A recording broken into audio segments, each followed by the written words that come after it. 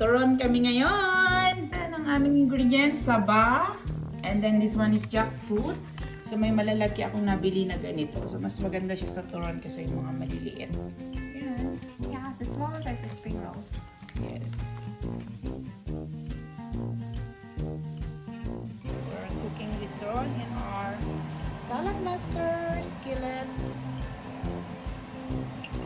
So, mas magandang lutuin dito kasi yung oil mo, hindi ganun kadami.